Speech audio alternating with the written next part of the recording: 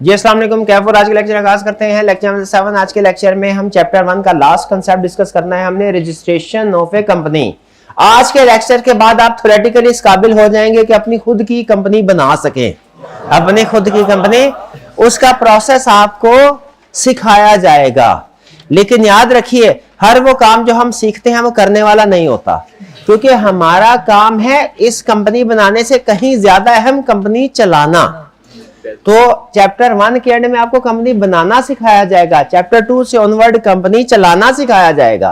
Company बनाना सीख ले, लेकिन प्रैक्टिस में आपने क्या करना है, 5,000 रुपया किसी वकील को देने, उसे कहना हमारे लिए कंपनी बना दो। आपने 2-3 दिन लगा के 5,000 वाला काम नहीं करना, बल्कि आपने ऐसा काम करना है कि 1 घंटे में 50,000 कमा ले। ठीक है, प्रोसेस आपको सिखाया जा रहा है, लेकिन ये भागदौड़ करने वाला काम नहीं करना। जो इस तरह के रूटीन नेचर के मामलात काम होते हैं ना, उसमें आपने पैसे नहीं बचाने, उसमें किसी को 2, 4, 8, 10,000 देके काम करवाना है। खुद बड़े वाले टास्क, बड़े वाले प्रोजेक्ट्स के ऊपर फोकस करना है। एग्रीड? तो प्रोसेस सीख लेंगे, ठीक है, लेकिन एग्जाम में पास होने के लिए बस, प्रैक्टिकली नहीं करना। प्रैक्टिकली दूसरे पर्सन से ये काम करवाना है, ठीक है। हम खुद कोई और ज्यादा हम वाले काम करेंगे। लेकिन बहरहाल आज के लेक्चर में चलने से पहले प्रीवियस लेक्चर की वैल्यूएशन हो जाए। कितने स्टूडेंट पढ़ के आए, जरा हाथ उठाइए। कितने स्टूडेंट ने असाइनमेंट की है, हाथ उठाइए जरा। असाइनमेंट कोई नहीं थी तो क्या करके आए हैं भाईजान आप? असाइनमेंट तो थी नहीं, क्या कर रहे हैं आप? अच्छा, प्रीवियस असाइनमेंट हो गया, प्रीवियस असाइनमेंट की पेंडिंग थी वो कर रहे हैं, ठीक है। चले, आपको समझ आई कि नहीं कंसेप्ट की? आइए जरा इवैल्यूएट करते हैं। क्विज लिंक आप लोगों के ग्रुप में शेयर कर दिया गया, सिस्टम आपको पता है, क्लिक कीजिए। क्विज के लिए तैयार है तो बताइए, क्या तैयार है? स्टार्ट करें जी। चलिए, पहला क्वेश्चन सीआरएन जरूर लिखना है। पहला क्वेश्चन ये रहा आपके सामने, प्रोजेक्टर की स्क्रीन पे था।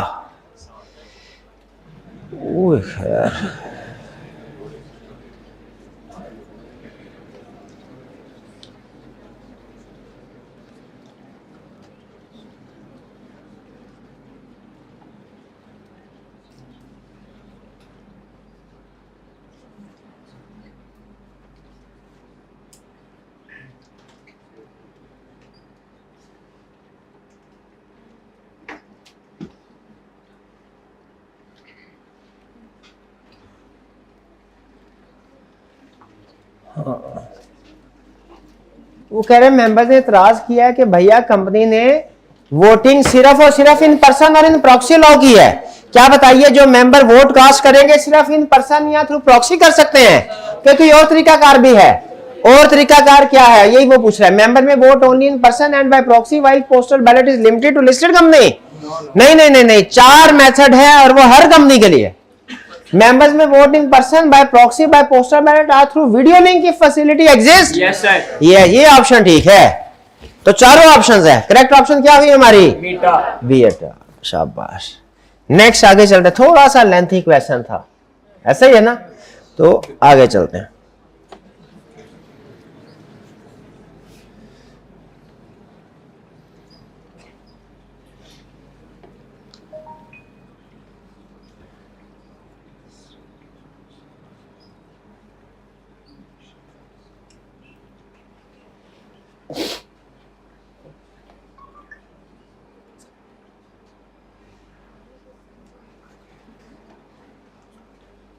जनरल मीटिंग है, जनरल मतलब शेयर होल्डर्स की मीटिंग है, तो उसमें ये जो रेजोल्यूशन पास हुई स्पेशल है? No sir. कौन सी है? Ordinary. ऑर्डिनरी है, क्योंकि सिंपल मेजोरिटी से, और मैटर भी ऑर्डिनरी वाला ही था, बट ठीक है।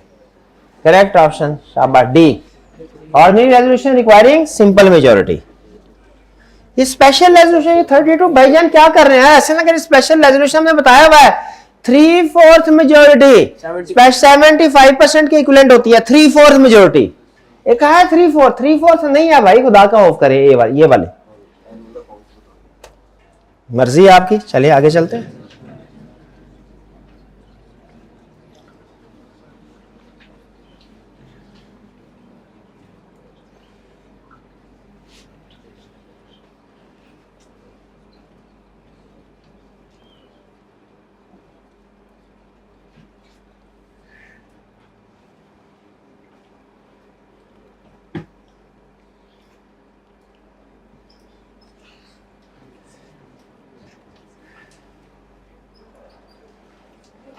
आर्टिकल्स ऑफ एसोसिएशन की अल्टरेशन करनी है,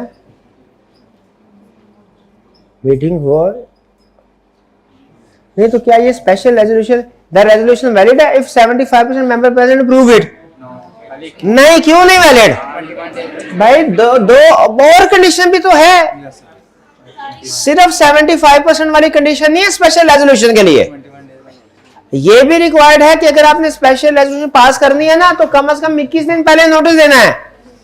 ये भी रिक्वायर्ड है कि जो नोटिस देना है उसके अंदर मेंशन लिखा होगा, क्या होगा कि इस मीटिंग में हमने ये वाली स्पेशल रेजोल्यूशन पास करनी है।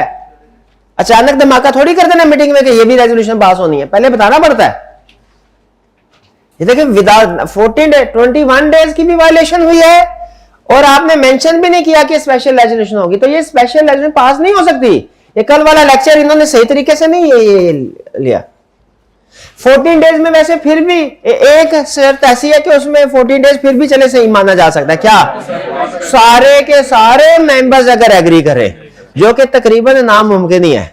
ऐसा ही है, घर में आज क्या हंडिया बकेगी, कौन सा सालन बनेगा, इस पे सारे घर वाले एग्री नहीं करते, तो वो पता नहीं किधर किधर कौन सा शेर वो आपके ख्याल में एग्री करेंगे सारे?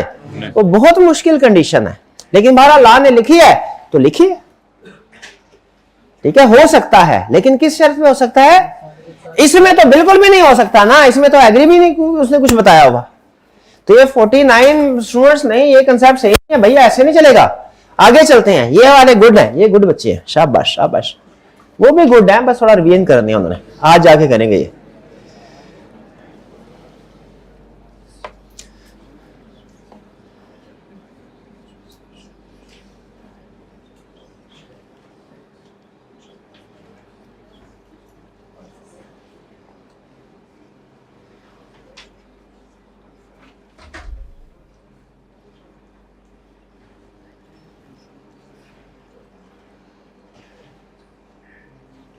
सेवन डे अभी 21 डेज पढ़ा है हमने, फिर उसने 7 डेज पूछ लिया। एग्री करके सारे एग्री कर गए हैं, किधर लिखा हुआ है? हाँ, यूनानिमसली एग्रीड, शाबाश। यूनानिमस का मतलब होता है सारे के सारे यक जुबान हो के उन्होंने कह दिया ठीक है जी, तो ठीक है, सारे एग्री कर गए तो कोई प्रॉब्लम नहीं है। ये इधर सी में क्या मसला था? No because minimum 21 days notice is mandate. ये मैंडेटरी तब है जब सारे एग्री ना करें, ये एक्सेप्शन है, ये जनरल कंसेप्ट है, ये इसकी एक्सेप्शन है। शॉर्टर पे भी हो सकता है अगर सारे एग्री कर जाए, तो ये तो एक्सेप्शन है ना, इसमें सारे एग्री कर गए तो ये हो सकता है नोटिस। नेक्स्ट क्वेश्चन,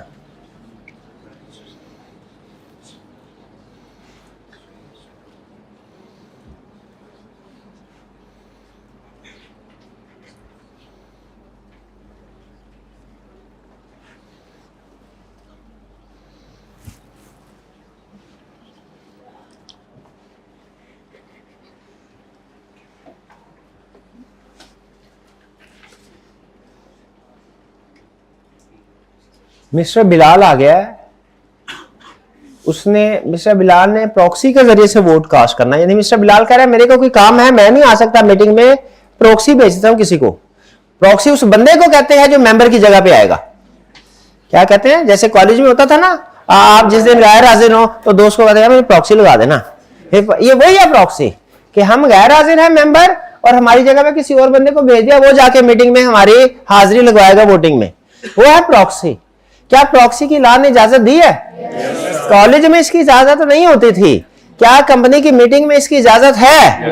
है, बिल्कुल है। शाबाश, हाँ ये अच्छा, ये खुश किया आपने, ये कंसेप्ट बिल्कुल ठीक है प्रॉक्सी वाला आपका गुड। हालांकि ये भी कोई इजी कंसेप्ट नहीं था। चले आगे चलते हैं। सेक्शन 42 जैसे ही लिखा हो आपके जहन में क्या? Association not for profit. शाबाश,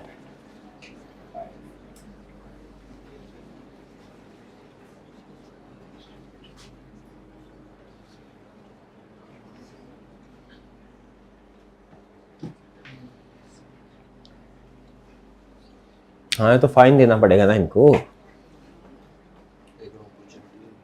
ठीक है ना? नहीं, फाइन वाली बात ठीक नहीं है, लाइसेंस रिवोक होगा, लिखा हुआ था। अपॉर्चुनिटी भी देगा। हाँ, पहले अपॉर्चुनिटी देगा, अपना मौकफ वाजे करें, फिर उसके बाद। अच्छा, यहाँ पे 2 कुएं हुए हैं, फाइनेंशियल स्टेटमेंट्स भी नहीं और एनुअल रिटर्न भी फाइल। अगर सिर्फ 2 कंसेक्यूटिव ईयर की फाइनेंशियल स्टेटमेंट फाइल ना करे, एनुअल रिटर्न कर दे, तो फिर बताइए, फिर लाइसेंस रिवोक हो सकता है कि नहीं? फिर भी हो सकता है। इन दोनों में से आ रहा है, यहां ये हो जाए फिर भी, ये तो दोनों हो गए। ये तो 2 रीजन दे दिया लाइसेंस रिवोक करने की। तो एससीसीपी रिवोक कर सकता है लाइसेंस, लेकिन opportunity of hearing they. Opportunity of hearing का मतलब क्या है? याद रखें, इंसाफ का तकाजा है। किसी के खिलाफ भी कोई एक्शन लेना हो, पहले उसे अपना मौक़िफ़ वाज़े करने का मौका देना चाहिए, मौका देना चाहिए। ठीक है जी। हाँ, वो हमारे उस्ताद ने मुझे आज तक मिसाल याद है, हमारे टीचर ने क्लास में मिसाल दी थी। उन्होंने कहा था, अगर कोई आपके पास बंदा आया और कहने लगा देखो दूसरा बंदा कितना जालिम है, मेरे 2 दांत तोड़ दिए उसने, तो आपने उसकी बात पे यकीन नहीं करना, पहले दूसरे बंदे को जाके देखो, हो सकता है उसकी 2 टांगें टूटी हो। ऐसा है कि नहीं? कि दूसरे बंदे के खिलाफ फौरन फैसला कर दिया जाएगा, अपॉर्चुनिटी ऑफ हियरिंग दी जाएगी कि भैया वो आके अपना मौक़िफ़ वाज़े करे। तो इसलिए लॉ में कई जगहों पे कंपनी लॉ में ही आएगा अपॉर्चुनिटी ऑफ हियरिंग। इसका मतलब समझ गया आपको कि उस कंपनी को, उसके नुमाइंदे को बुला के बोला जाएगा आपके खिलाफ एक्शन ले रहे हैं, आपको कोई इतराज है तो बताएं, क्यों ना आपके खिलाफ एक्शन लिया जाए। Next question.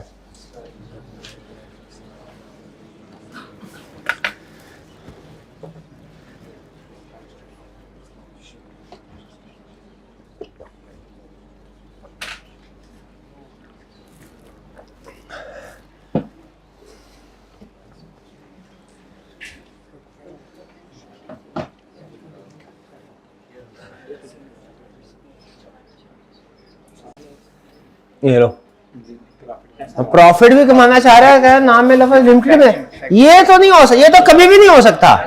मेरे ख्याल में तो ये कभी भी नहीं हो सकता। ऐसा ही है क्या? ओके ओके, नो, बिकॉज किस वजह से नहीं हो सकता? Objective must promote charitable useful purposes and prohibit dividend distribution. ऐसा थोड़ी है, डिविडेंड भी फायदा भी ले रही है। नहीं नहीं,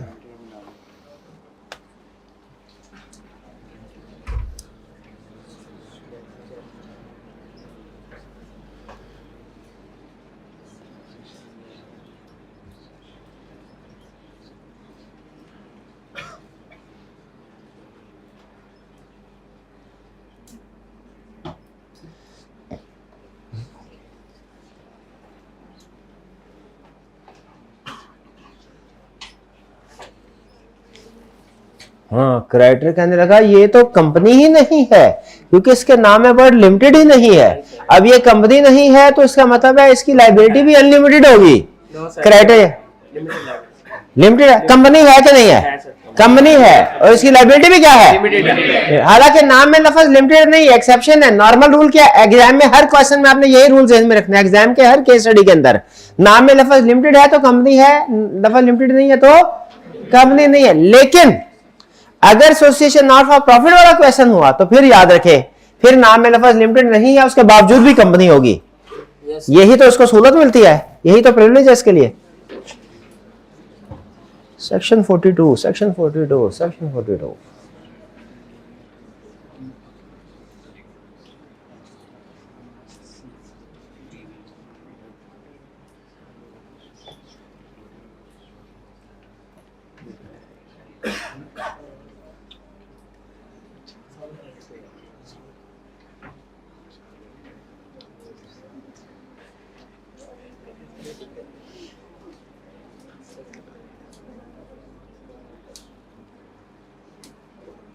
क्या लाइसेंस रिवोक हो सकता है? हाँ जी, पाकिस्तान की सालमियत के खिलाफ जो काम किया जा रहा है तो लाइसेंस रिवोक हो सकता है। शाबाश।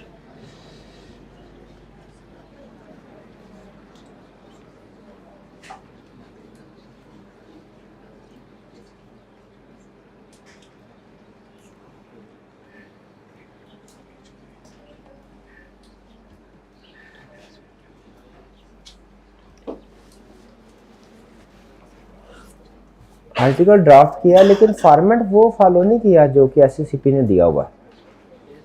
एससीसीपी ने, हाँ, वो एससीसीपी ने क्या एसोसिएशन ऑफ प्रॉफिट का फॉर्मेट को एससीसीपी ने बताया हुआ है, तो वो मानना जरूरी है। नहीं मानना तो क्या किया? एससीसीपी कह रहा है ठीक है, आपने फॉर्मेट, आपकी मर्जी, मेरा लाइसेंस मेरी मर्जी, में लाइसेंस भी नहीं दूंगा। रिफ्यूजल वैलिड है क्या? Okay, last question. नहीं, ये लास्ट क्वेश्चन नहीं है अभी।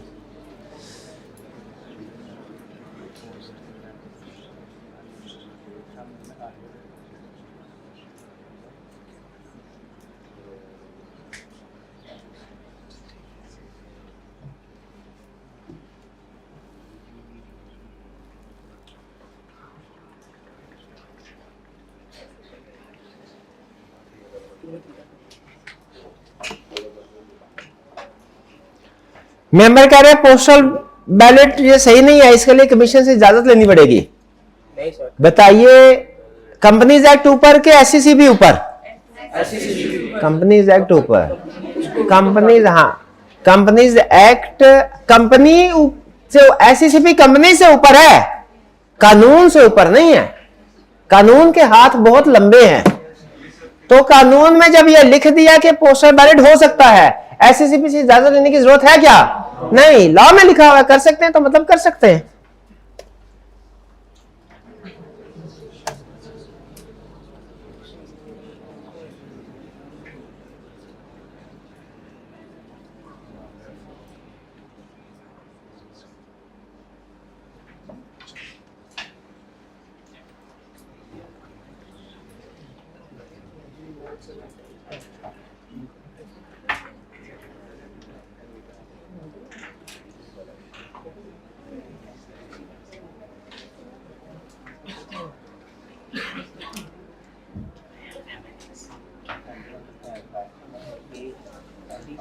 एसोसिएशन ऑफ प्रॉफिट के लिए आपके लिए पब्लिक कंपनी की रिक्वायरमेंट को पूरा करना जरूरी है, और पब्लिक कंपनी में मिनिमम नंबर ऑफ मेंबर्स क्या होते हैं? नहीं, आइंदा जब कभी मैं आपसे पूछता, केस स्टडी का असूल सुन ले, आइंदा जब कभी मैं आपसे पूछूंगा पब्लिक कंपनी के मेंबर्स कितने हैं, आपने बोलना है sir if unlisted then 3, if listed then 7। तो मुझे प्राइवेट कंपनी के मेंबर्स कितने हैं मिनिमम?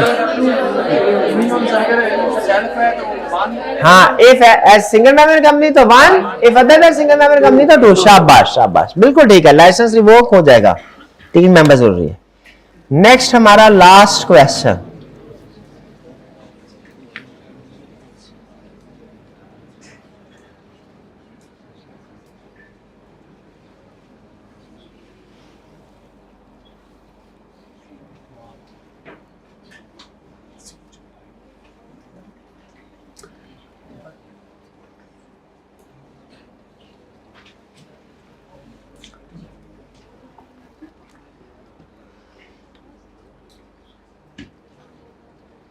टेररिस्ट एक्टिविटीज में इन्वॉल्व थे सेक्शन 42 वाली कंपनी। ओए, ये क्या है? अच्छा, आपको ये लगा है कि अगर कोई टेररिस्ट एक्टिविटीज में इन्वॉल्व है तो उसको फौरी तौर पे उड़ा दें, उससे कोई पूछना भी नहीं चाहिए? क्या अपॉर्चुनिटी ऑफ हियरिंग इसका भी हक है कि नहीं? ऐसी भी ऑर्डर इज मैंने because company must be given opportunity to explain. Company को अपॉर्चुनिटी हर हाल में देनी चाहिए। जब भी लाइसेंस, जितने भी एग्जांपल है उन सब में सब नीचे इकट्ठा लिखा हुआ है एक ही दफा कि किसी भी केस में लाइसेंस रिवोक करना है, अपॉर्चुनिटी ऑफ हियरिंग देनी चाहिए। चलिए, हमारी क्लास के टॉपर, शाबाश। CRN क्यों नहीं आप लिखते? टाइम नहीं मिलता। शाबाश। फर्स्ट पोजीशन किन की है? फर्स्ट पोजीशन किन है? सेकंड पोजीशन इधर भैया। थर्ड पोजीशन किन के? हाथ उठाइए। फोर्थ पोजीशन, फोर्थ किसकी है? हाइब्रिड क्लास में। शाबाश शाबाश, ये चीज। फिफ्थ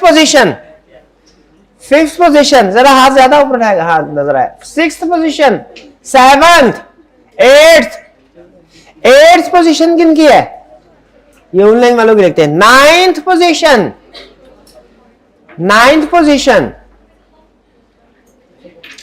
10th पोजीशन, ठीक है जी, 10th पोजीशन। शाबाश शाबाश।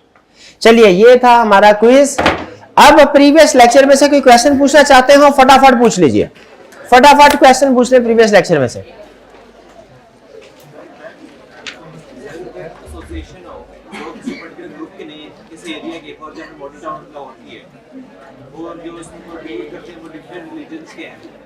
ज्यूज भी एक क्रिश्चियंस भी मुस्लिम्स भी हैं, तो अगर हम रिलीजन को सपोर्ट करें, फॉर एग्जाम्पल इस्लाम को सपोर्ट करें, तो अनफेयर नहीं होगा?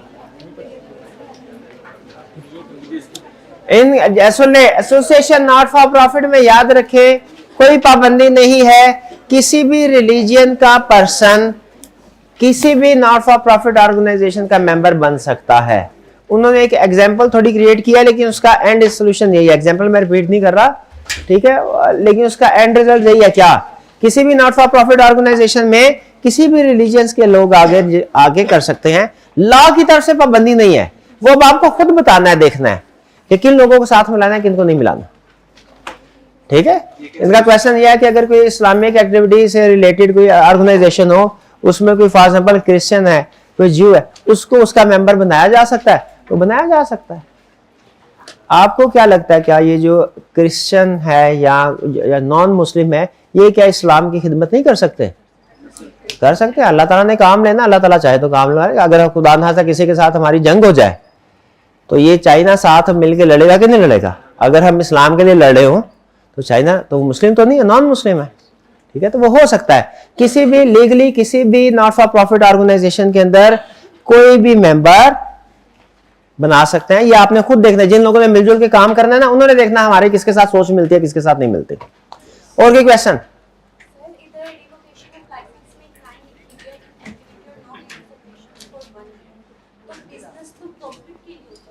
नहीं, बिजनेस प्रॉफिट के लिए नहीं होता, ये वाला बिजनेस प्रॉफिट के लिए नहीं है, ये वाला बिजनेस नेकियों के लिए है। ये हाँ जी, इसमें कोई प्रॉफिट पर्पस नहीं होगा। प्रॉफिट पर्पस होगा तो फिर एसोसिएशन ऑफ प्रॉफिट की लाइसेंस नहीं मिलेगा, फिर नॉर्मल कंपनी का लाइसेंस मिलेगा।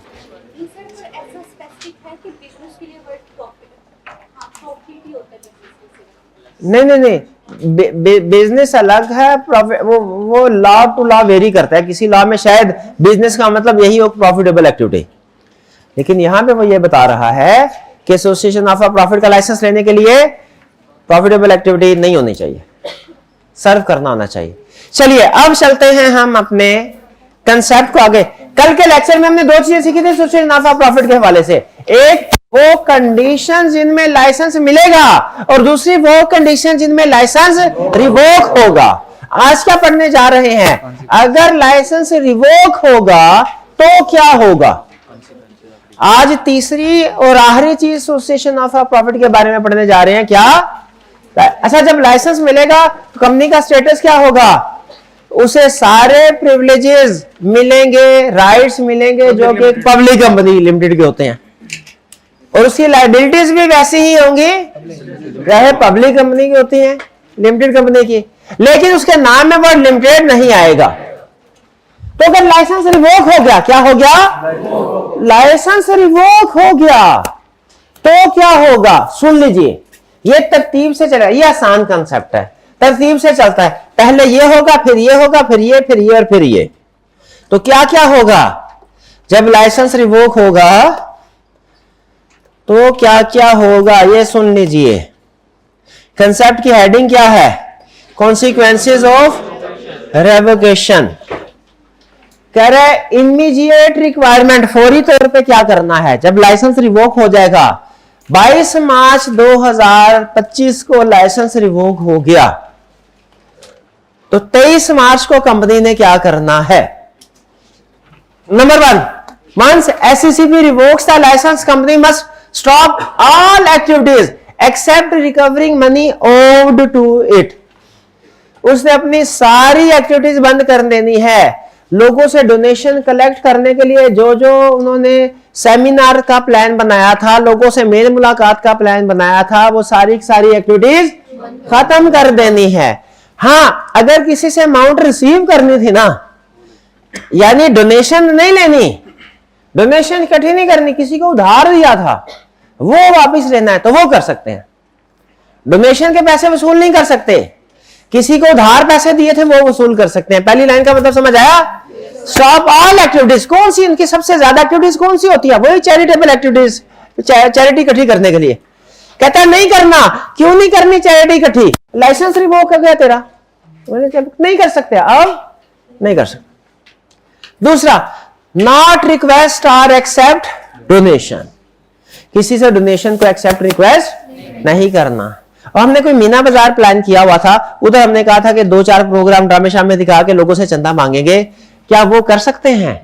ऑल एक्टिविटी स्टॉप करते हैं। लोग चंदा देने के लिए भी आए ना उधर हमारी कंपनी में, फिर भी उसको वसूल ना खुद जाना है ना लोग डोनेशन देने के लिए है, तो डोनेशन एक्सेप्ट करनी है। क्यों नहीं एक्सेप्ट? कोई पूछेगा क्यों नहीं एक्सेप्ट कर रहे डोनेशन? लाइसेंस कैंसिल हो गया है। किसी ने पूछा क्यों लाइसेंस कैंसिल हुआ है, तो क्या कहेंगे? क्यों लाइसेंस कैंसिल हुआ है? कोई एक कंडीशन बता देना भाई। आप कहेंगे हम टेररिस्ट एक्टिविटीज इन्वॉल्व थे।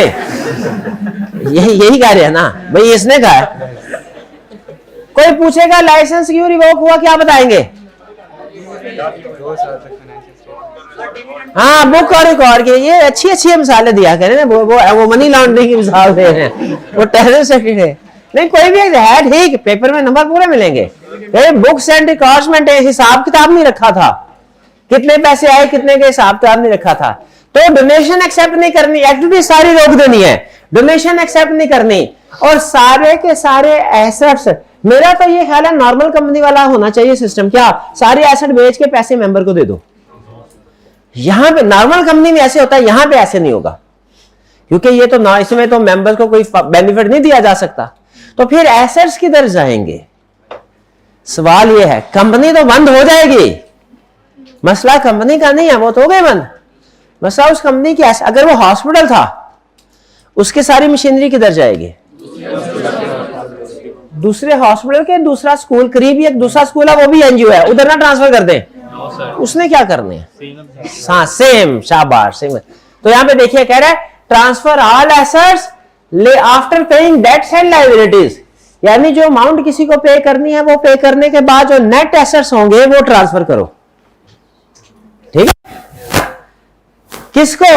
Another not for profit company, कोई भी नहीं, with similar object. Similar objects को अंडरलाइन कर ले, समझ है? सिमिलर ऑब्जेक्ट होंगे तभी एसेट उसके काम के होंगे, वरना नहीं। अस्पताल है तो तभी अस्पताल की मशीनरी उसके काम आएगी ना। विद इन 90 डेज, ऑर्डर के 90 दिन के अंदर अंदर एससीसीपी चाहे तो इस टाइम पीरियड को एक्सटेंड कर सकता है। ये सब बताइए, लाइसेंस रिवोक हो गया, कंपनी ने क्या करना है? सारी एक्टिविटीज रोक देनी है, डोनेशन एक्सेप्ट करना रोक देनी है, सारे एसेट्स लायबिलिटी को पे करने के बाद ट्रांसफर करने हैं सिमिलर। कब? With in 90 days.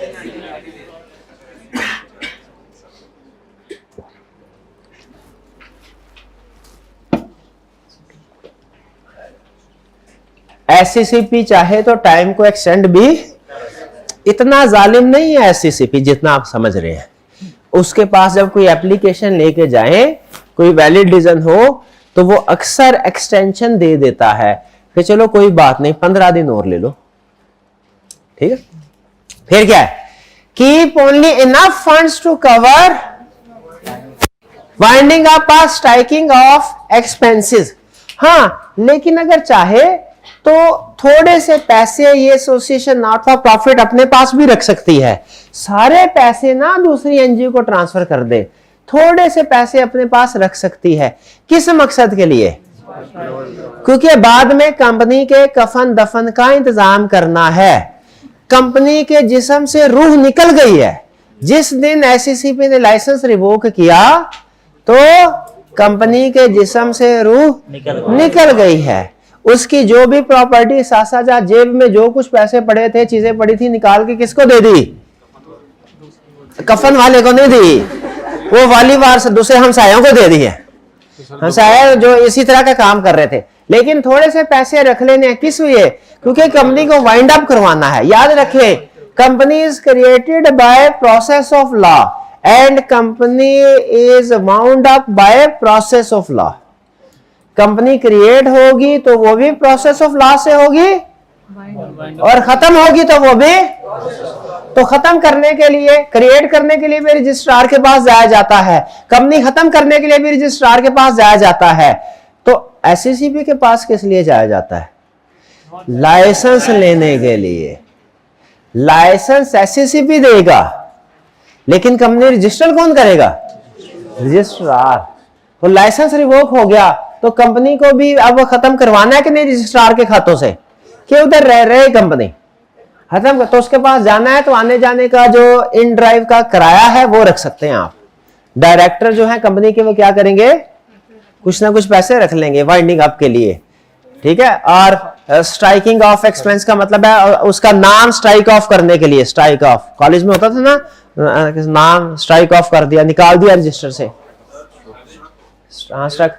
दोबारा नहीं मिल सकता अगर वो हाँ वो मिल सकता है अगर वो माफी तलाफी हो जाए, काम दोबारा कर, तो वो अपॉर्चुनिटी ऑफ हेयरिंग में फैसला हो जाएगा ना। अगर अपॉर्चुनिटी ऑफ हेयरिंग में उन्होंने माफी तलाफी कर ली, उन्होंने कहा आइंदा नहीं करेंगे, एससीसीपी ने टाइम दे दिया तो ठीक है, अगर नहीं तो फिर लाइसेंस रिवोक। दोबारा मिल जाएंगे जो दूसरी कंपनी को दी थे एसेट वो दोबारा मिल। अच्छा, आप सवाल से फिर सवाल निकालते हैं, फिर उससे दूसरा सवाल निकालते हैं जो उसने पूछना ही नहीं होता। तो मेरा दिल करता है कि आप अगर ये सवाल पूछे सर ऐसा हो सकता है, तो मैं कहूँ नहीं हो सकता, ऐसे कर दिया करूं। आपको सिलेबस की हद तक रखूं स्ट्रिक्टली कि सिलेबस के बाहर की चीजें आप पूछे तो बता दिया करूं। जैसे आप कहेंगे मैं वैसे चलूंगा, मेरे को कोई मसला नहीं है। कितने स्टूडेंट्स का ख्याल है कि सिर्फ सिलेबस की हद तक आपको रखा करूं? कितनों का ख्याल है कि सिलेबस से बाहर की भी चीजें बता दिया करूं? कितनों का ख्याल है सिलेबस से बाहर की भी चीजें बता दिया करूं, चाहे इसमें थोड़ा सा टाइम ज्यादा और थोड़ी सी क्लासेस ज्यादा लग जाए? अब बताएं। देखा बोर्ड कम हो गए। चले कोई नहीं, बता दिया करूंगा, इसका मार्जिन रखा होता है हमने, बता दिया करूंगा। तो वो ऐसा बाद में ऐसी हो जाएगी उनकी, बेफिक्र है, उनके पास जाके वापस ले लेंगे। भाई यहां पे क्या हुआ, यहां पे सारी कार्रवाई, बड़ी कार्रवाई इधर हो गई, लेकिन अभी कागजी कार्रवाई होना बाकी है। यहां पे देखिए सबसे पहला काम क्या हुआ, जब लाइसेंस रिवोक हुआ तो एक्टिविटीज खत्म, डोनेशन खत्म, एसेट्स ट्रांसफर कर दिए, ठीक है जी। सिर्फ थोड़े से पैसे रख लिए अपने पास वाइंडिंग अप एक्सपेंसेस के लिए। अब देखिए क्या होगा, और ये सारा काम कितने ऐसे में करना है, एसेट्स 90 डेज में ट्रांसफर कर दिए एसेट्स। अब हमने कंपनी ने, जो कंपनी के डायरेक्टर है, इन्होंने एसेट्स ट्रांसफर करने के बाद 15 दिन के अंदर अंदर रजिस्ट्रार के पास जाना है और उसे एक रिपोर्ट पेश करनी है। ए रजिस्ट्रार, कमीशन ने हमारा लाइसेंस रिवोक किया था, हमने सारे assets as per law similar company को बेच के आपको ये रिपोर्ट जमा करवा रहे हैं कि हमने अपनी सारी जिम्मेदारियां पूरी कर दी हैं। हमारी जो आखिरी जिम्मेदारियां थी वो भी पूरी कर दी है। ये कंप्लायंस रिपोर्ट किसने किसको देनी है? ये कंपनी ने रजिस्ट्रार को देनी है, कंपनी के बोर्ड ऑफ डायरेक्टर में, ठीक है। साथ में सबूत भी, सबूत में वो जिस कंपनी जिस सिमिलर ऑर्गेनाइजेशन को ट्रांसफर किया उसे रसीद लेके आए होंगे ना कि वो वसूल कर लिया, वो रसीद साथ लगा देंगे सबूत के तौर पे।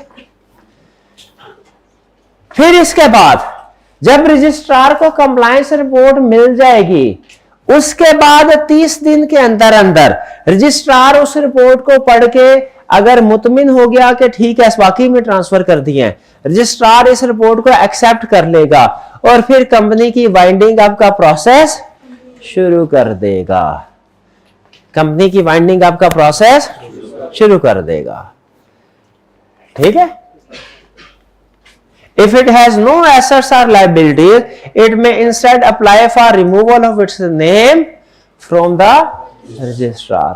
जैसे फर्ज कीजिए वो एडिशनल कंसर्ट बता रहा है, अगर कंपनी का फर्ज करे कोई एसेट लायबिलिटी नहीं है, कोई एसेट लायबिलिटी वगैरह कुछ भी नहीं है, तो फिर ये सारा काम ऊपर करने की बजाय डायरेक्ट वो एक ही अप्लाई करेंगे। कंप्लायंस रिपोर्ट की बजाय क्या करेंगे, सर हमारा नाम रिमूव कर दें, ठीक है जी। अब ये देखें, तरतीब ज़हन में रखनी है। सबसे पहले कमीशन का ऑर्डर पास हुआ, 90 डेज के अंदर अंदर एसेट्स हमने ट्रांसफर कर दिए, एसेट्स ट्रांसफर करने के 15 दिन के अंदर रजिस्ट्रार को कंप्लायंस रिपोर्ट दी, कंप्लायंस रिपोर्ट के 30 दिन के अंदर अंदर रजिस्ट्रार ने वाइंडिंग अप शुरू कर दी, ठीक है। If company fails to follow these requirement, अगर कंपनी ये काम नहीं करती, कंपनी को गुस्सा, उन्होंने कहा रजिस्ट्रार ने हमारा लाइसेंस कैंसिल किया, ठीक नहीं किया, हम नहीं एसेट ट्रांसफर करते, जाओ कर लो जो करना है। कंपनी ने एससीसीपी को क्या बोला, लाइसेंस तो तुमने रिवोक कर दिया है, हम एसेट ट्रांसफर नहीं करेंगे, जाओ कर लो जो करना है। फिर जो एससीसीपी है वो कंपनी के अंदर मार्शल लॉ लगा देगा। क्या लगा देगा? कंपनी के अंदर। भाई कंपनी के अंदर मार्शल लॉ का मतलब, कंपनी के अंदर मार्शल लॉ का मतलब यह है कि जितने भी डायरेक्टर्स हैं उन सबको घर भेज देगा और उनकी जगह अपना एक बंदा अपॉइंट करेगा जिसे कहते हैं एडमिनिस्ट्रेटर। कंपनी की काया पलट हो गई। वो जो डायरेक्टर शेयर होल्डर ने अपॉइंट किए, मेंबर्स ने अपॉइंट किए हुए थे, सारे के सारे चले गए घर और अब कौन आ गया? एडमिनिस्ट्रेटर। क्योंकि उन लोगों ने, डायरेक्टर्स ने कमीशन की बात नहीं मानी थी, इस वजह से। और वो फिर डायरेक्टर वो काम करेगा जो करने चाहिए, यानी वाइंडिंग अप कंप्लीट करेगा, एसेट ट्रांसफर करेगा, वाइंडिंग अप कंप्लीट करेगा। Restriction on members and officer. जब कंपनी वाइंड अप हो जाएगी तो मुझे यह बताइए, जो इधर टेररिस्ट फाइनेंसिंग कर रहा था बंदा, उसकी वजह से कंपनी को वाइंड अप कर दिया गया, क्या ऐसा हो सकता है कि वो कहे मैं तैयार हूं ऐसा दूसरी कंपनी को ट्रांसफर करने के लिए, लेकिन दूसरी कंपनी को कहे, जैसे हॉस्पिटल में वो क्या करता था, वो इंडिया के जासूसों का इलाज करता था, इंडिया के जासूसों का, पता चला उस अस्पताल का लाइसेंस कैंसिल कर दिया। अब इस बंदे ने ऐसा ट्रांसफर करने हैं, ये साथ वाले अस्पताल में जाके कहने लगा मैं सारी मशीनरी तुम लोगों को ट्रांसफर करने के लिए तैयार हूं, शर्त यह है कि जब यहां से तो कंपनी फारिग हो गई है, आप अपनी कंपनी के अंदर मुझे कोई डायरेक्टर या ऑफिसर का ओहदा दे दे, तो मैं आपको इस शर्त के ऊपर मैं आपको सारे एसेट्स आप वाले अस्पताल को ट्रांसफर कर दूंगा, वरना किसी दूसरे अस्पताल को कर दूंगा। हो सकता है कि नहीं? क्या इसकी इजाजत होनी चाहिए? नहीं होनी चाहिए। ऐसी सिचुएशन में फिर क्या होगा? ऐसी सिचुएशन में लॉ ने ये रूल निकाला हुआ, ऐसी सिचुएशन को सामने रखते हुए, if assets are transfer to another not for profit company, कि जब एसेट किसी दूसरी नॉट फॉर प्रॉफिट कंपनी को ट्रांसफर होंगे, the member, officer and their family member, वो खुद, उनके रिश्तेदार, चाहे मेंबर है उस कंपनी के, वो फर्स्ट कंपनी पहले, can not held office in new company for 5 years from the date of transfer. 5 साल तक वो किसी दूसरी कंपनी में कोई पोजीशन होल्ड नहीं कर, ताकि ये जो करप्शन का, ये रिश्वत का दरवाजा खुल सकता था, उसको इस प्रोविजन के जरिए बंद कर दिया। ऐसा ही है ना? अच्छी बात है कि नहीं? बाकी चाहे किसी और कंपनी में ऑफिसर डायरेक्टर बन जाए, जिस कंपनी में एसेट ट्रांसफर किए हैं उसमें नहीं बन सकता ऑफिसर। कितने साल तक नहीं बन सकता? ये है पूरा कंसेप्ट। क्विक रिकैप करें। लाइसेंस रिवोक हो गया, क्या करना है? 5 स्टेप्स होता है। स्टेप नंबर 1, एक्टिविटीज वगैरह खत्म कर देनी है, डोनेशन एक्सेप्ट नहीं करनी, एसेट ट्रांसफर कर देने हैं within 90 days of time. फिर विद इन 15 days रजिस्ट्रार को रिपोर्ट, फिर within 30 days registrar accept करेगा, वाइंडिंग अप स्टार्ट कर देगा। फिर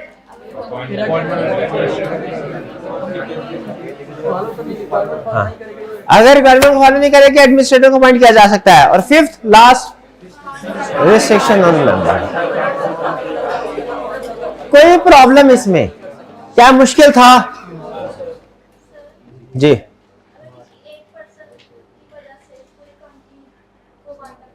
तो एक पर्सन की वजह से पूरी कंपनी को वाइंड अप होना पड़ा, तो पूरी कंपनी में से कोई भी दूसरी कंपनी में नहीं जा सकता। लॉ ने जैसे बोल दिया हमने वैसे ही अप्लाई करना होता है। ठीक है? यहां पे इस कंसेप्ट में मुझे बताएं, कहीं पे 90 days आ रहा है, कहीं पे 15 days आ रहा है, कहीं पे 30 days आ रहा है, कहीं पे 5 years आ रहा है। क्या फिर से? कहीं पे 90 days आ रहा है, कहीं पे 15 days आ रहा है, 30 days आ रहा है, 5 years आ रहा है। क्या मुझे एज इट इज डेज याद करने हैं कि आगे पीछे कर लूं? एज इट इज याद करने हैं। और कंपनी लॉ में फेल होने की एक बड़ी रीजन लिख लीजिए। कंपनी लॉ में फेल होने की एक बड़ी रीजन कि कंसेप्ट को याद कर लिया है, डेज को याद नहीं किया, डेज मिक्स हो गए। सर क्या करें? 15 और 30 और 45 मिक्स हो जाते हैं, पता नहीं चलता किधर 15 किधर 30 किधर 45। क्या ये कंसेप्ट टेस्ट कर रहा है? 15 इसमें कंसेप्ट नहीं है, ये रिक्वायरमेंट, लीगल रिक्वायरमेंट। क्या डेज में टेस्टिंग कर रहा है? इसका जवाब है यस कर रहा है। तो आपको डेज खास तौर पे याद करने हैं। जी फटाफट पूछिए। जी पूछिए। जब एससीबी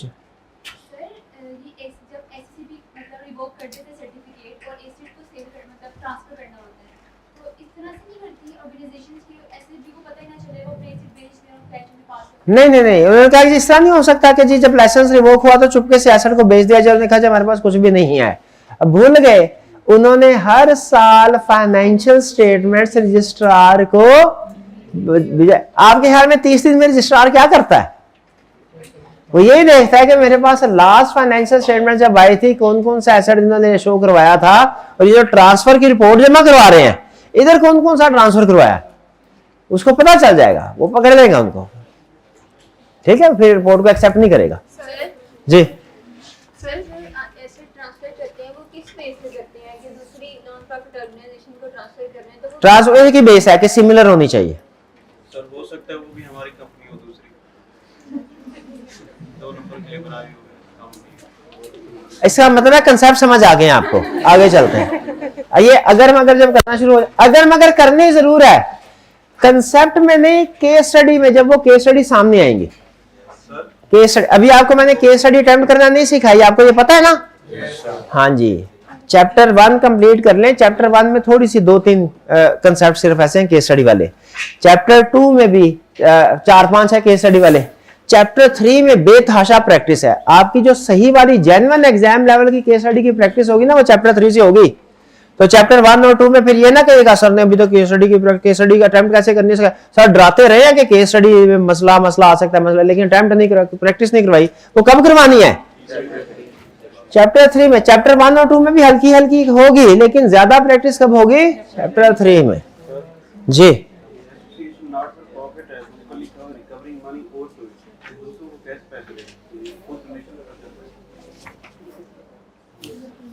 रिकवरिंग मनी, क्या लिखा रिकवरिंग में? सर वो कह रहे हैं कि ये नॉट फॉर एसोसिएशन है, वेलफेयर के लिए, तो इसके बावजूद को क्रेडिटर कैसे करना है? क्रेडिटर कैसे बना सकते हैं?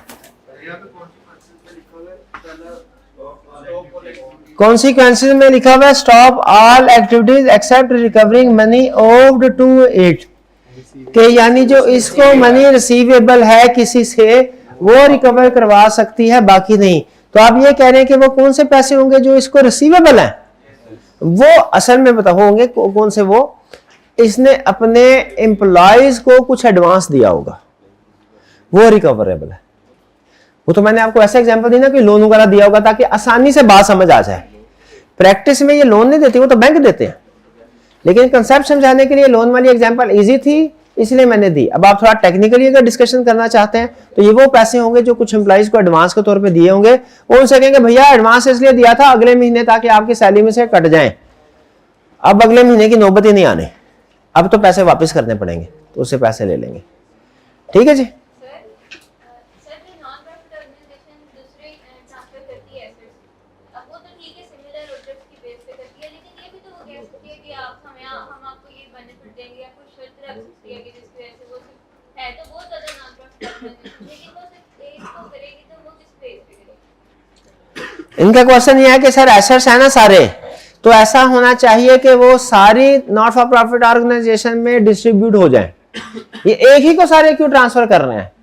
क्योंकि फायदा तो तभी होगा जब एक को डिस्ट्रीब्यूट करेंगे।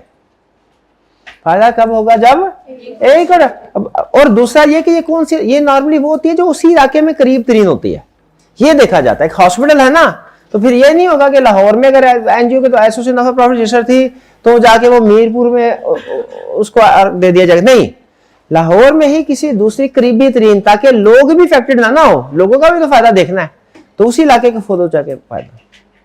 चलिए आगे चलते हैं नेक्स्ट। अब हम जो कंसेप्ट पढ़ने जा रहे हैं, एसोसिएशन नॉट फॉर प्रॉफिट खत्म हो गया। चलिए ऐसा करते हैं कि एक क्वेश्चन कर लेते हैं, हमारे कुछ पिछले 3-4-5 क्वेश्चन पेंडिंग, ऐसा ही है ना, तो कोशिश करेंगे आज टाइम मिला तो आज डिस्कस कर लें। ये वाला तो अभी कर लेते हैं, एसोसिएशन नॉट फॉर प्रॉफिट वाला तो कर लेना। अच्छा अब सुने, ये छोटी सी केस स्टडी है, केस स्टडी का पहला असूल, और किसी भी क्वेश्चन का खास तौर पे केस स्टडी का, सबसे पहले रिक्वायरमेंट पढ़नी है। सबसे पहले क्या करना है? रिक्वायरमेंट पढ़नी। इसका मैंने असूल बताया हुआ क्यों रिक्वायरमेंट नहीं बताया हुआ? एग्जाम्पल से नहीं बताया हुआ? वो गाने वाली मिसाल नहीं दी थी? अच्छा चले, जब मैं छोटा होता ना टीवी हम देखते थे।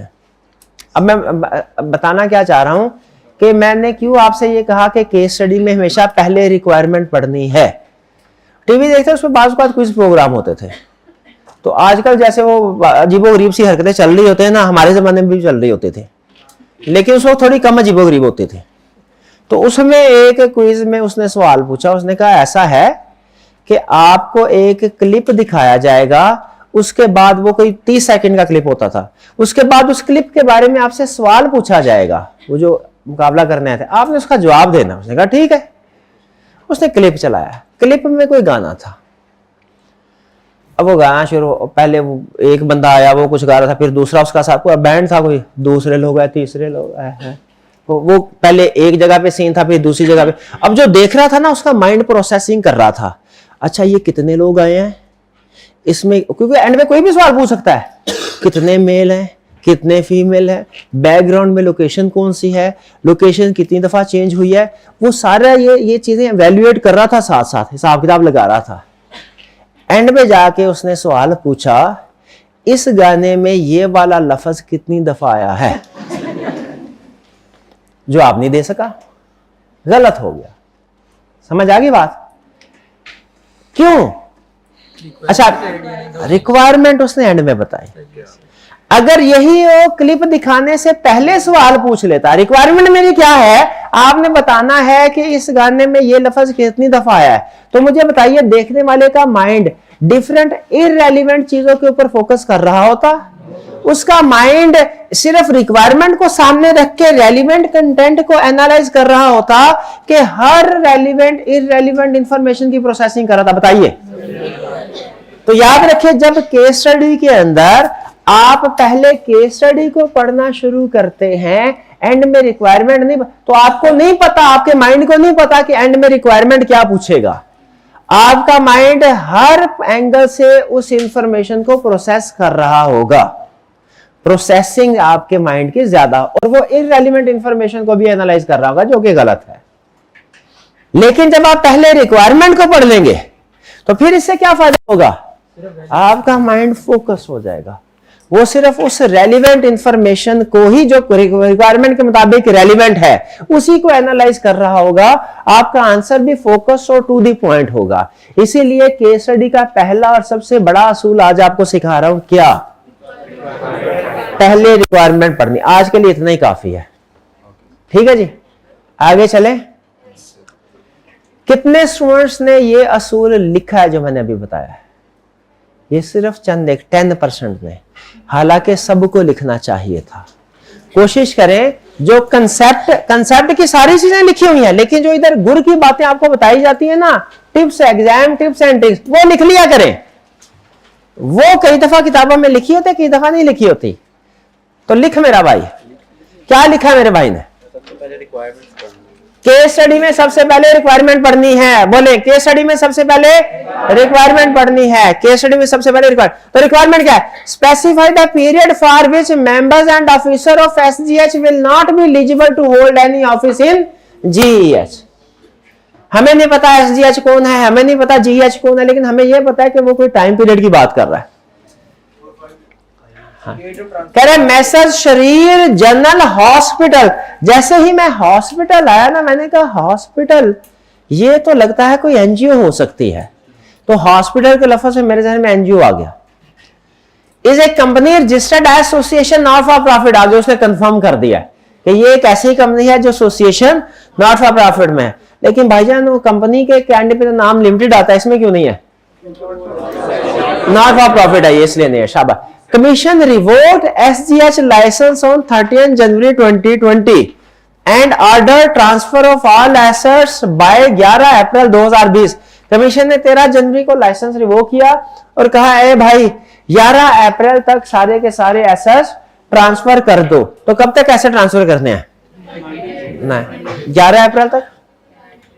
हाँ, अब 90 डेज होता है, लेकिन एससीसीपी ने खुद ही कैलकुलेट करके शायद 90 डेज ही होंगे, 90 डेज ही बनते हैं। अच्छा, कभी काउंटिंग में एक आधा दिन आगे पीछे हो जाए तो आपने टेंशन नहीं लेनी। काउंटिंग में एक आधा दिन आगे पीछे होके ना, जैसे कोई कैलकुलेट करेगा तो हो सकता है डेट आ जाए 10 अप्रैल, कोई कैलकुलेट करे हो सकता है डेट आ जाए 12 अप्रैल। एक आधे दिन का प्रॉब्लम नहीं है। 11 अप्रैल क्या हुआ फिर? SGH management transferred all the assets to Good Eye hospital. देख रहे हैं, जो ट्रांसफर हुआ, जिसके जो रिवोक हुआ वो भी हॉस्पिटल है, जिसको ट्रांसफर हुआ similar. Another association of a profit on 3 अप्रैल, 3 अप्रैल को ही सारे ट्रांसफर कर दिए। अब बताइए कि जो मेंबर और ऑफिसर है एसजीएच के, वो कितने अरसे तक कोई ऑफिस होल्ड नहीं कर सकते जीएच? हाँ जी। मुझे बताइए, क्या केस स्टडी के अंदर हम जनरल सॉल्यूशन दें कि 5 years from the date of transfer of asset, या कि स्पेसिफिक सॉल्यूशन दे जिसमें डेट कैलकुलेट करें कि 5 साल कब तक बनते हैं, 2025 तक, या कि दोनों बातें लिखनी चाहिए? दोनों लिखनी चाहिए। इसको हम कहते हैं जो जनरल बात होती है ना 5 year, इसको कहते हैं रेलिवेंट लीगल प्रोविजन। ठीक है। और ये जब टाइम पीरियड कैलकुलेट करते हैं, ये असल में केस स्टडी का सॉल्यूशन होता है। जनरल प्रोविजन लिखे या ना लिखे आपकी मर्जी है, लेकिन याद रखें केस स्टडी में अगर डेट्स यूज हुई हैं, आपके सॉल्यूशन में भी डेट्स यूज होनी चाहिए। केस स्टडी में डेट अप्रैल 2020, ये डेट्स यूज हुई है ना? यस। तो आपके सॉल्यूशन में भी डेट्स होनी चाहिए। डेट्स इसीलिए उसने दी है, कैलकुलेट करके लिखे। तो 5 year, तो ट्रांसफर कब किए हैं? 3 अप्रैल को। तो अब 5 साल तक नहीं कर सकते, इसका मतलब है 3 अप्रैल 2025 तक वो इस कंपनी में नहीं आ सकते। कि 3 का दिल है 3 लिख दे, 2 का दिल है 2 लिख दे, कि 2 अप्रैल 2025 तक होल्ड नहीं कर सकते। हाँ, किसी और कंपनी में कर सकते हैं, बिल्कुल। लॉ ने देखे देखे क्लियरली बताया हुआ है कि वो 5 साल तक किस में पोजीशन होल्ड नहीं करेंगे, जिसमें एसेट ट्रांसफर किया है, कि किसी में भी नहीं, इसमें एसेट ट्रांसफर किया। क्लियर जी? कोई प्रॉब्लम? चलिए इसको करते हैं क्लोज। अब हम आते हैं कि process of preparation of financial, किसकी तरफ आते हैं? Process of preparation of financial किसकी तरफ आते हैं? क्या जिंदा लाशें बन के बैठे, क्या मसला, क्या बोलते क्यों नहीं है? क्या जी?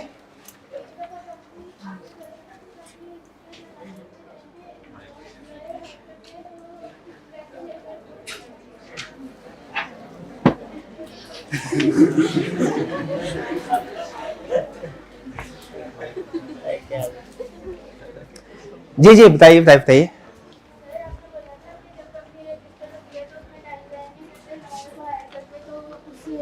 थोड़े बहुत पैसे देकर तो उससे कंपनी रजिस्टर करवाई, तो रेवोकेशन में भी अगर रेवोक हो गई है तो लोगों को पैसे देकर दोबारा से करवा सकते हैं उसे? नहीं नहीं नहीं, वहां वो असिस्टेंस ले सकते हैं, असिस्टेंस ले सकते हैं, बिल्कुल कर सकते हैं।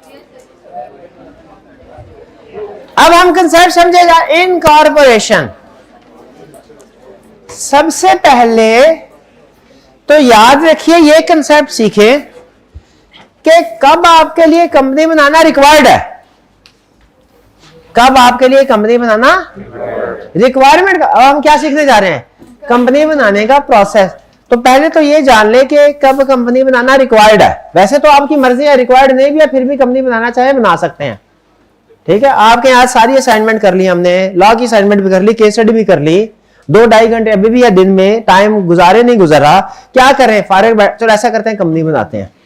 तो चाहे खुद से अपनी मर्जी से वॉलंटरी बेसिस पे भी कंपनी बना सकते हैं, लेकिन कुछ केसेस में कंपनी बनाना रिक्वायर्ड है।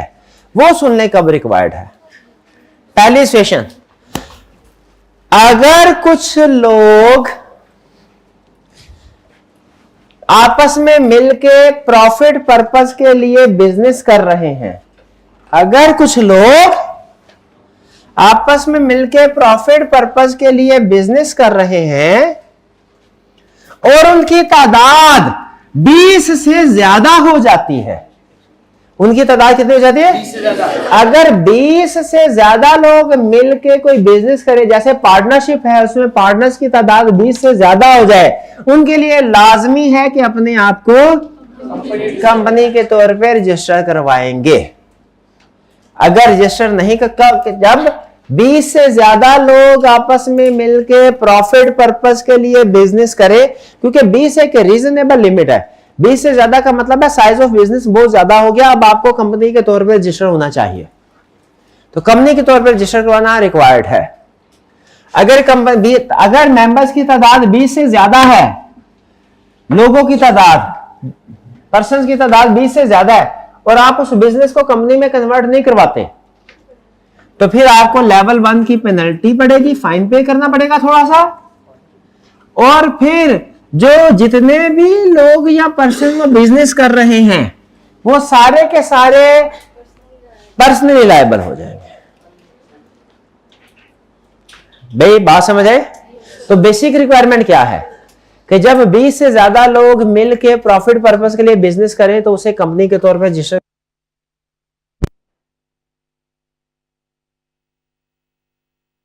हाँ जी, लेकिन इस रूल की कुछ एक्सेप्शन भी हैं। यानी एक्सेप्शन का मतलब क्या है? जब कंपनी के तौर पे रजिस्ट्रेशन करवाना रिक्वायर्ड नहीं है। काम की एक्सेप्शन एक ही है, बाकी रटे वाले पॉइंट ही है। सुन लें क्या एक्सेप्शन है। जब कोई भी ऐसे 20 से ज्यादा लोग जो बिजनेस तो कर रहे हैं, प्रॉफिट पर्पस के लिए कर रहे हैं, लेकिन वो किसी अदर लॉ में, जैसे किसी अदर सोसाइटीज या एसोसिएशन से रिलेटेड किसी अदर लॉ में रजिस्टर्ड हो, उनके लिए अपने आप को कंपनी के तौर पर रजिस्टर करवाना रिक्वायर्ड नहीं है। यहां पे पार्टनरशिप का जिक्र नहीं हो रहा। पार्टनरशिप की तादाद अगर 20 से ज्यादा हो, कंपनी के तौर पर रजिस्टर करवाना रिक्वायर्ड है। पार्टनरशिप के अलावा अगर कोई दूसरा कोई भी इदारा है, एसोसिएशन है, ठीक है, जैसे कोऑपरेटिव सोसाइटीज, उनकी अगर तादाद 20 से ज्यादा होती है तो उनके लिए जरूरी नहीं है। ये बात समझ आ गई? पार्टनरशिप में 20 से ज्यादा हो तो जरूरी है। कोऑपरेटिव सोसाइटी के मेंबर्स की तादाद 20 से ज्यादा हो तो जरूरी नहीं है। अच्छा, पार्टनरशिप में भी एक एक्सेप्शन है। पार्टनरशिप में अगर प्रोफेशनल पार्टनरशिप हो, यानी ऐसी सर्विसेज परफॉर्म की जा रही है जो प्रोफेशनल का, जैसे लॉयर्स, जैसे अकाउंटेंट्स, ये जो आपकी सीए फर्म्स होती हैं, इनमें बात का कुछ फर्म्स के जो है वो 40-50 मेंबर्स भी हो सकते हैं। पार्टनरशिप है 20 से पार्टनर एक्सीड करे, लेकिन फर्म कौन सी है? प्रोफेशनल सर्विस प्रोवाइड कर रही है, डॉक्टर्स, लॉयर्स, अकाउंटेंट्स। तो फिर उसके पार्टनर्स की तादाद अगर 20 से ज्यादा भी है तो चूंकि प्रोफेशनल सर्विस है, कंपनी के तौर पर रजिस्टर करना रिक्वायर्ड नहीं है। लेकिन याद रखें, चार्टर्ड अकाउंटेंट प्रोफेशनल है, सीएमएस प्रोफेशनल है, एमबीएस को प्रोफेशनल की कैटेगरी में नहीं रखा जाता।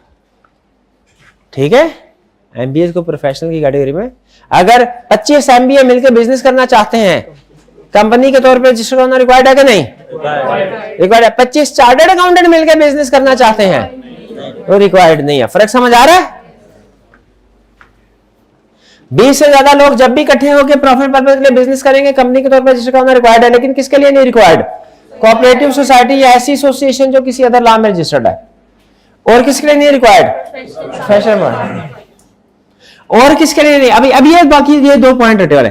जॉइंट फैमिली बिजनेस में रिक्वायर्ड नहीं है, या पार्टनरशिप ऑफ 2 या 2 से ज्यादा जॉइंट बिजनेस, उनमें ये रिक्वायर्ड। जॉइंट बिजनेस क्या होता है? जॉइंट बिजनेस ये होता है, वो आपने देखा कभी वो इंडियन जो ड्रामे होते हैं, कभी उसमें वो बड़ी सी मेज है, उसके ऊपर पूरी फैमिली आ रही होती है।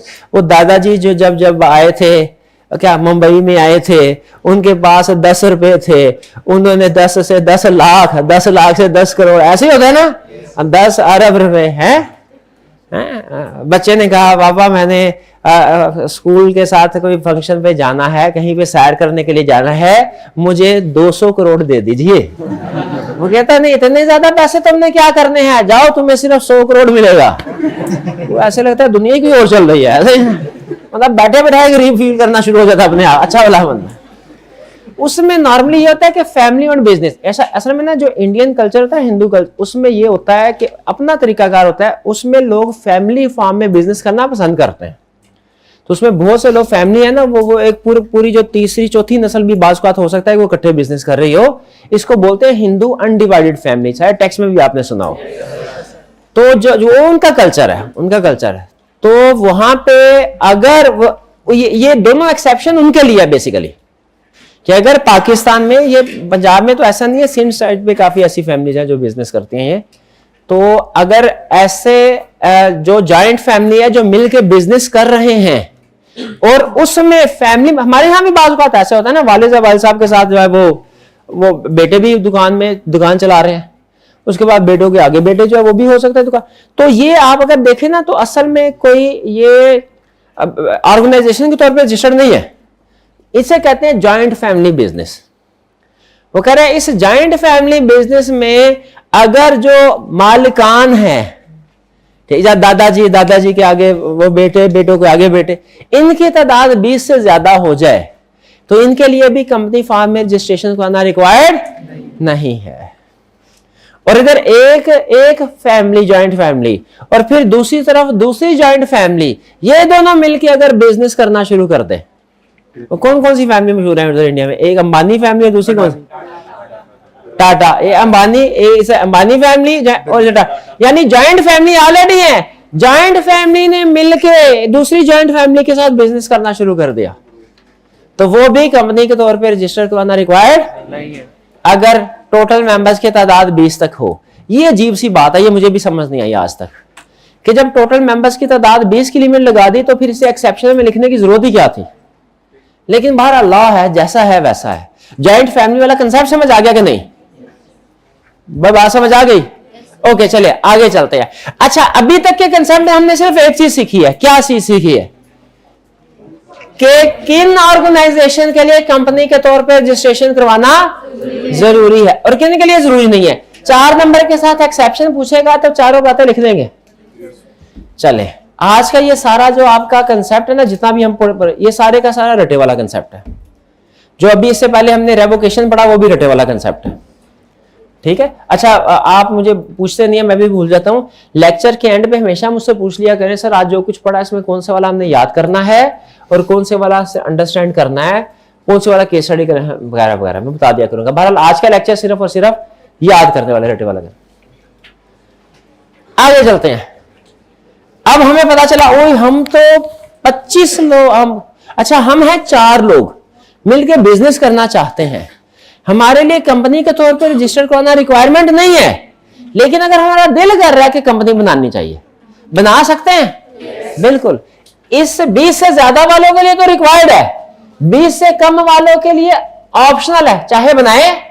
हमने कहा कंपनी बनाएंगे, ने कहा बिल्कुल ठीक है। कितनी तरह की कंपनी बना सकते हैं जरा बताएं? By status, single member company भी बना, बाय स्टेटस भी, कंपनी की क्लासिफिकेशन डिफरेंट वे में होती है, बाय स्टेटस भी है, बाय लायबिलिटी है। चाहे तो सिंगल मेंबर कंपनी बनाए, चाहे private company other than SMC, चाहे पब्लिक अनलिस्टेड, चाहे पब्लिक लिस्टेड। फिर उसके बाद लायबिलिटी की बात करें, चाहे लिमिटेड बाय शेयर बनाए, लिमिटेड बाय गारंटी बनाए, चाहे सिर्फ पब्लिक सेक्टर इस लिस्ट में नहीं आती। पब्लिक सेक्टर हम थोड़े बनाएंगे, वो तो गवर्नमेंट बनाएगी। भाई यहां पे क्लियर हो गया? आगे चलते हैं, आगे चलते हैं, चलते लेक्चर में टांग नहीं उड़ाने का। ये पहले लेक्चर में बताया था ना, वरना दरमियान में रह जाना लेक्चर। लेक्चर के बाद देखिए पॉइंट, चेक पॉइंट आएगा क्लास के स्टार्ट में भी, कल भी पूछ लूंगा अगर आज चेक पॉइंट फर्ज कीजिए मजीद नहीं आता तो आप जितने मर्जी क्वेश्चन पूछिए, लेकिन वो ना असल में टेम्पो रोड जाता है। तो किधर थे हम? हाँ आगे चलते। कंपनी बनाने रिक्वायर्ड है। भाई बताओ, सेलेक्ट करो कौन सी कंपनी बनाने का इसमें से?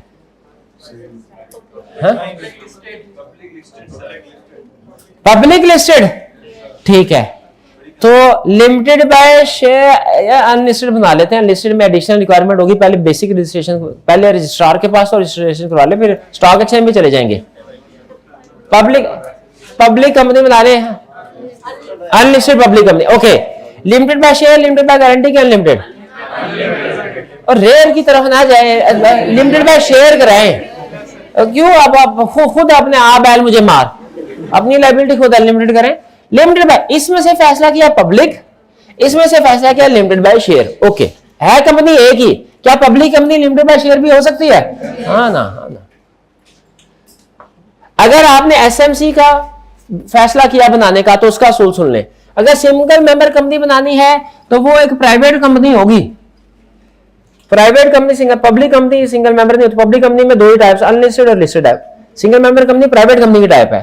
प्राइवेट कंपनी होगी जिसका एक ही मेंबर होगा जो डायरेक्टर भी होगा, ठीक है, वही मेंबर डायरेक्टर भी होगा। इसको इक्वल टू 1 नहीं रखें, ये डिटेल हमारे सिलेबस में नहीं है, जितनी भी डिटेल आपके सामने होती है। प्राइवेट कंपनी वो सोल मेंबर एक सक्सेसर को नॉमिनेट करेगा, ठीक है, यानी यूं समझे सक्सेसर से मुराद ये है किसी को ट्रस्टी को नॉमिनेट करेगा।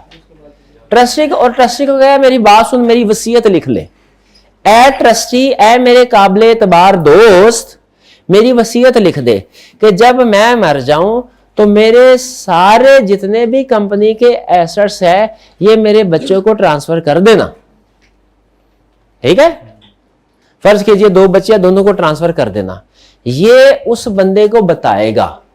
फिर जब इसकी डेथ हो जाएगी, डेथ, ये बेसिकली नॉमिनेट इसलिए करता है, ये इसलिए करता है सोल मेंबर के जब इसकी डेथ हो जाए ना तो उसके बाद कंपनी को चलाने के लिए कोई बंदा जरूर हो, क्योंकि सोल मेंबर अगर कोई दूसरे मेंबर होते तो हम फिर भी ये कह सकते थे दूसरे लोग चलाते रहेंगे। अगर सोल मेंबर है उसकी डेथ हो गई तो उसके बाद वाली वारसान तक जो एसेट ट्रांसफर करने हैं, शेयर वगैरह ट्रांसफर करने हैं, इस कंपनी का जो कुछ भी है प्रॉपर्टी है ना, तो वो ट्रांसफर करने तक दरमियान में कुछ अर्सा जो है वो तो बिजनेस चलाना है, तो इसलिए ये एक नॉमिनी को अपॉइंट करता है। वो नॉमिनी इसका लीगल रिप्रेजेंटेटिव, लीगल हेयर नहीं है, उसके वाली वारसान में शामिल नहीं है, वैसे उसका कोई दोस्त होगा। फिर इसके बाद क्या होगा, कुछ दिन तक तो ये बिजनेस चलाएगा, फिर इसके बाद क्या मुझे बताएं, इसकी डेथ होगी सोल मेंबर की, बिजनेस ये चला रहा है, क्या ये हमेशा बिजनेस चलाएगा कि इसे उसके वारसान में ट्रांसफर करना है? लीगल रिप्रेजेंटेटिव, लीगल हेयर्स है, उनमें ट्रांसफर करेगा, ठीक है। कैसे? As per law. अगर तो जो मरने वाला जो मुसलमान है तो एज पर इस्लामिक लॉ जो भी ट्रांसफर होगा उसके मुताबिक कर दिया जाएगा। अगर नॉन मुस्लिम है तो जो भी रेलिवेंट एप्लीकेबल लॉज है उनका उसके मुताबिक एज ट्रांसफर कर दिए जाएंगे, ठीक है जी। लेकिन अगर जो लीगल रिप्रेजेंटेटिव है उनकी तादाद 1 से ज्यादा है तो याद रखें फिर इस सिंगल मेंबर कंपनी को कन्वर्ट करवाना पड़ेगा, किसमें? रेगुलर प्राइवेट कंपनी में। क्यों भला? क्योंकि मेंबर्स की तादाद मोर देन 1 हो जाएगी, ठीक है। जब वो एक्स्ट्रा, भाई ये बात समझ आ गई है, आगे चलते हैं ना। प्रोसेस ऑफ इनकॉर्पोरेशन क्या है? इनकॉर्पोरेशन का प्रोसेस, पहला स्टेप,